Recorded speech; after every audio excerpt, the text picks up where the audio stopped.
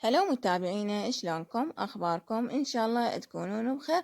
اليوم اجيتكم فيديو جديد. شنو فيديونا؟ اليوم راح نسوي كل شي هنا بالفيديو وراح تشوفون ايش راح نسوي. هسه هنا عندنا الزيتون وحبيت اشاركه وياكم ونسوي احنا وياكم. شوفون شلون حنسوي. بس قبل ما نبلش بالفيديو نقولكم لا تنسونا باللايك والمشاركة والدعم للقناة. اللي ما مشترك بقناتنا نقول لك اشترك، واللي ما داز عند أصدقائكم أو أقاربكم نقول لكم دزونا وتكبر قناتنا بوجودكم إن شاء الله. يلا حبايب قلبي خلينا نبلش بالزيتون ونبلش بالفيديو مالتنا. أنا بنشوفون ايش راح نسوي بعد احنا إن شاء الله. ولو أني صار لي فترة مقطوعة عن القناة. كنت كلش مريضة في لاونزا وما قدرت أنزل لكم، وعندي هذا الفيديو كلش قديم هم صار هواية من قلت لكم راح أنزل لكم يوميا. أقول باكر باكر عندي لين فيديوهات كانت قديمة ونزلتهن قبل هذا الفيديو. هسه احنا هنا حنشرح عندنا الزيتون بهالشكل على مود النقعة بس بالمي على مود تطلع المرورة مالته، وبعدين نخلينا ملح. احنا بهاي الطريقة نسويها، وكل منو طريقته شلون حابين انتو تسووه. انتو طريقتكم، اذا حابين على طريقتكم سووا، واذا حابين على طريقتي سووها. وصار هواي اني قلت لكم هذا الفيديو يوميا اقول باكر باكر وتمرضت انفلونزا كلش. بس الحمد لله والشكر هسه صرت الحمد لله زينة. وقلت خلي هسه انزل لكم فيديوهات ان شاء الله عالجايات راح تشوفون فيديوهات احلى واحلى. هسه راح نشرح. هسه عندنا الزيتون بهالشكل نسويه، ووراه نقعة مي بس ورا 40 يوم أو أقل. نظل إحنا كل 10 أيام تقريبا أو كل أسبوع نبدل المي مالته على ما تطلع المرورة مالته. وراها من نشوف يعني نبدله مرة مرتين ثلاثة هيجي 4، ونقوم نخليله الملح وهم نبدله بين أسبوع وأسبوع هيك نسوي على ما تطلع المرورة اللي بالزيتون. هسه خلينا نكمل الزيتون على مود ما يطول عليكم الفيديو ولا تملون. إذا وصلتوا لهذا المقطع نقول لكم لا تنسونا باللايك حبايب قلبي.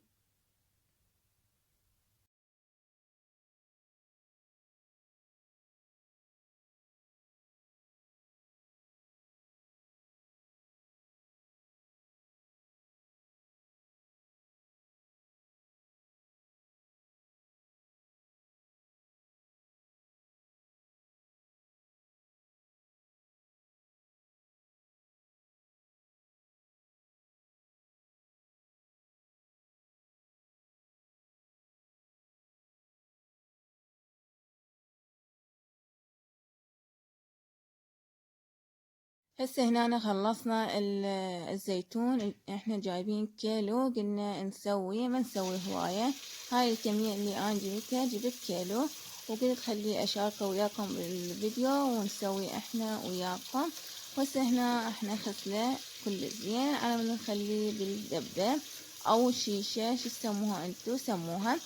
هسه احنا غسله كل زين على مود نخليه بالمي على مود نبلش باقي الفيديو مالتنا.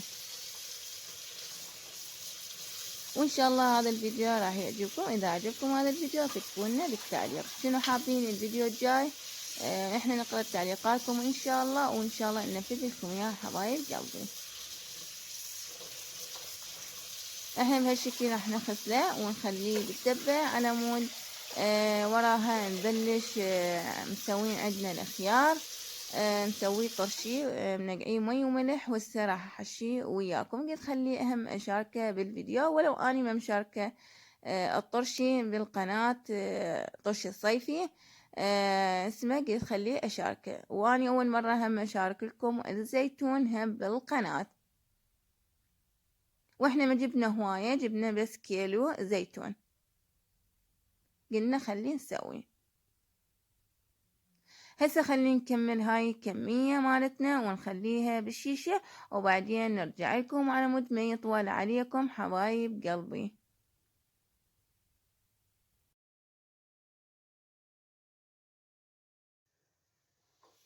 هسه هنا كملنا الزيتون وخليناه بالشيشة، وقلت اخليه له مي، وكل 10 أيام او كل اسبوع غيروا المي مالته. من تشوفون المرورة يعني تقولون ها هي يعني طلعت، تحطوا له هم ملح. وكل 10 أيام او كل هم اسبوع هم بدلوا مي مالتها عم تقطع المرورة كل زين، عم ما تبقى المرورة. هسه احنا هنا خلصنا، خلينا نبلش بالطشي مالتنا شلون حنسوي. هسه نقبغه ونخليه على الصفحة على مود نبلش بالطرشي. هذا الشكل الزيتون مالتنا سويناه، واذا حابين هذا عندي الطرشي صار جربوا نسويه. شو نسوي؟ نفرغ نخليه بالسلة على مود. هسه عندنا هذا الطرشي حنسويه، خضيناه بالمي. انا بخاف بيه شويه ملوحه، وهذا خليت معدنوس وثوم وبهارات مال الطرشي وياه نومي حامض. انا نسوي شويه ملح موضه وطيب طعمه. هسه شو راح نسوي؟ اكو بيه ناعم، احنا ما حنحاشيه لان ناعم كلش، راح نخليه بس هيك بالدبه وندب عليه هاي اللي مسويتها معدنوس وثوم. ايش راح اسوي؟ اجيب السكينه نشرح الخيار بهالشكل. قرب لكم اياها اخاف بعيد، ونخليه هنا.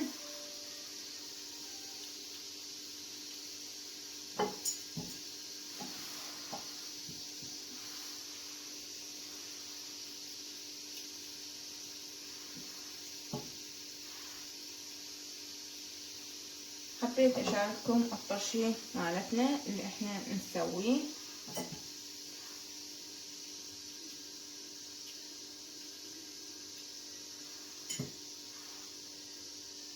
سوينا الزيتون وياكم، وهسه نسوي الطرشي.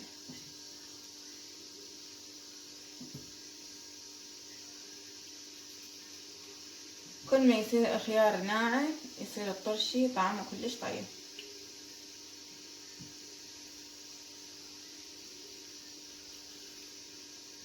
هنسوي هاي نص الدبية، انا بدي حشوة وندب نومي حامض وعلى ندب خلوية ونرجع لكم. هسه هنا سوينا لكم هاي الكمية على مود نحط الحشوة، هي كرفس وقلت لكم وثوم واسمه نومي حامض. نسوي هيجي بهالشكل، منحشي ويا الخيار لان بي ناعم كلش ناعم، عندنا كم وحدة هيجي خشنات بهالشكل.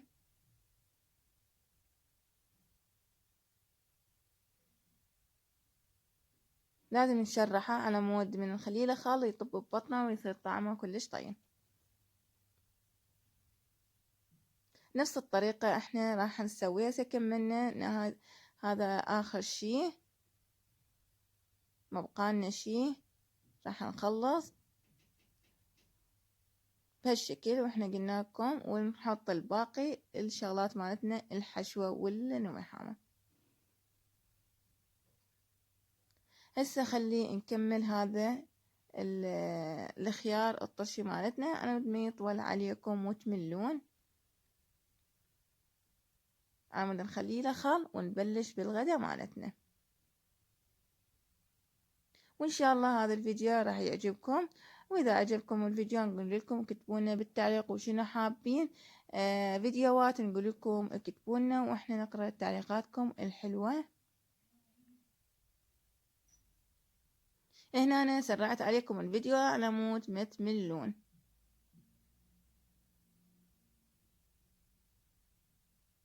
يلا حبايب قلبي خلينا نكمل وعلى مود نبلش نسوي غدا.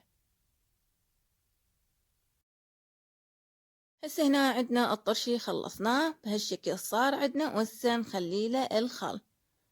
نذب المعدنوس والثوم اللي خاطيه، واحنا خاليله بهارات مال الطرشي.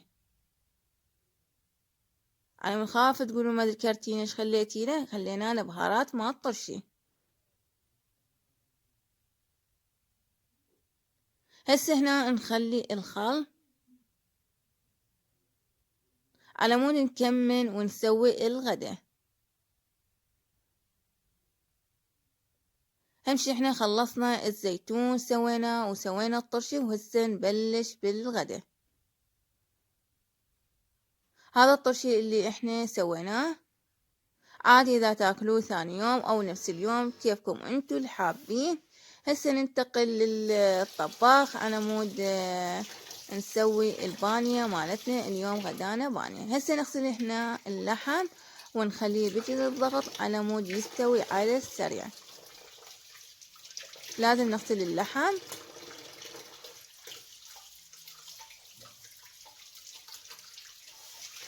على مود نخليه بالطباخ على مود يستوي ونبلش بالبانية مالتنا.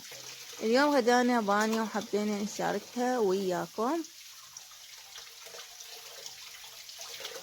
خلي نكمل نغسل اللحم ونرجع لكم على مود نكمل على السريع الغدا قبل ما يجون العائلة يقولوا لي يلا شو وقت تسوين الغدا. هسه انتقلنا للطباخ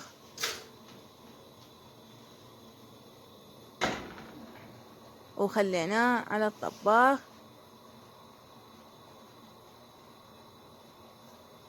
نخليه يستوي وبعدين نكمل الغداء مالتنا.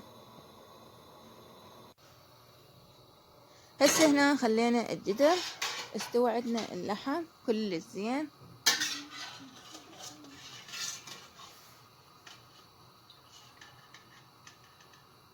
هنا راح نفتح الجدر الضغط على ما نطلع اللحم.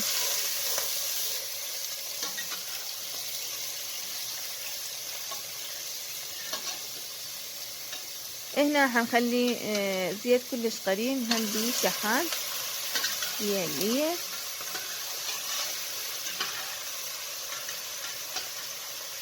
نحمس اللحم كل زين على مود نذب البانية. احنا عندنا بانية مجففة. هاي كمية اللحم اللي اني خليته. شوفوا شلون صاير عندنا اللحم مستوي.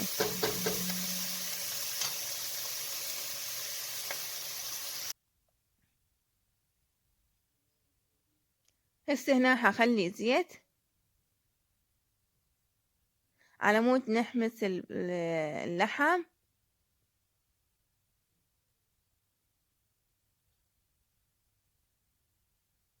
على مود نذب البانية هم نحمسها بس ما نحمسها هواية على مود ما تنمرض عندنا.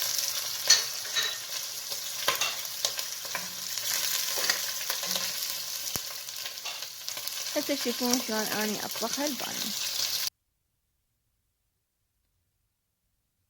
هسه ذبينا الثوم هنا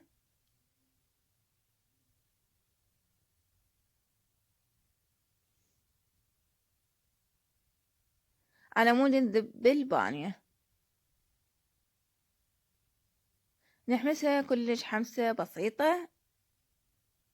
هاي عندنا كمية البانية المجففة ما عندنا تازة. بس يحمس عندنا اللحم كل زين على مود نذب البانية.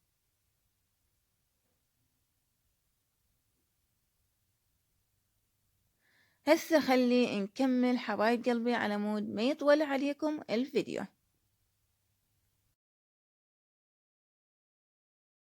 هسه هنا خلينا البانية والمعجون على يحمس كل زين على مود نخلي المي طماطة.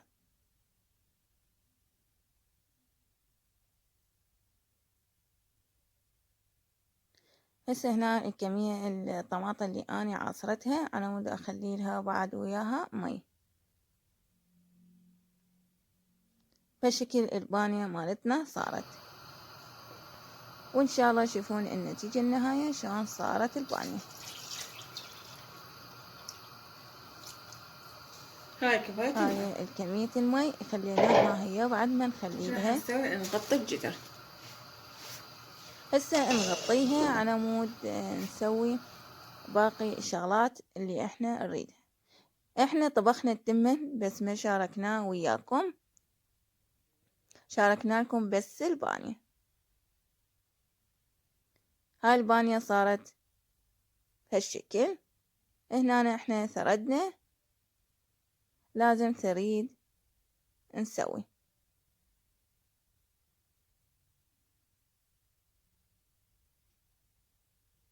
ننقعها كل زين. وهسه نخلي اللحمات. هذا الغداء اللي احنا سويناه وحبينا نشاركه وياكم البانية. هاي النتيجة النهائية. صار غدانا هذا التمن والبانية الثريد، هم شي ثريد نسويه. وهنا صبينا معون مرقة وخضورات وخيار. وسهمكم العافية. هسه هنا ننهي الفيديو وياكم، نقول لكم لا تنسونا باللايك والمشاركة ودعم للقناة. اللي ما مشترك بقناتنا نقول له اشترك، واللي ما داز عند أصدقائكم أو أقاربكم نقول لكم دزوا على مود تكبر قناتنا بوجودكم إن شاء الله. وإن شاء الله أجيكم فيديو جديد. باي باي حبايب قلبي.